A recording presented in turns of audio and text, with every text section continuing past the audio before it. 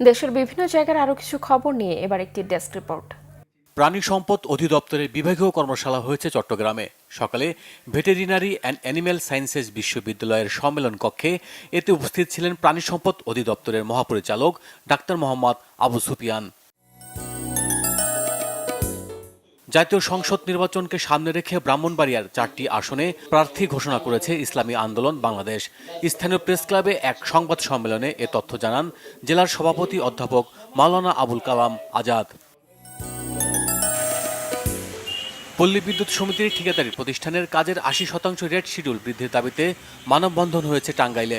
সকালে পল্লী বিদ্যুৎ সমিতির প্রধান গেটের সামনে এই কর্মসূচি পালন করে পল্লী বিদ্যুতায়ন বোর্ডের মিনি ঠিকাদার সমিতি। একই কর্মসূচি পালন হয়েছে মাদারীপুরে। সকালে পল্লী বিদ্যুৎ সমিতির সামনে মানববন্ধন শেষে সমিতির জেনারেল ম্যানেজারের কাছে স্মারকলিপি জমা দেন তারা। সপ্তাহব্যাপী বৃক্ষমেলা শুরু হয়েছে বাগেরহাটে। সকালে জেলা পরিষদ অডিটোরিয়ামে এতে প্রধান অতিথি হিসেবে উপস্থিত ছিলেন জেলা প্রশাসক মোহাম্মদ আহমেদ কামরুল হাসান। সাতক্ষীরার শ্যামনগরে একটি ফিশারিজ কর্তৃপক্ষের বিরুদ্ধে 1000 বিঘা মৎস্য ঘেরের লিজের টাকা না দেয়া এবং হয়রানির অভিযোগে মানববন্ধন করেছে জমির মালিকরা।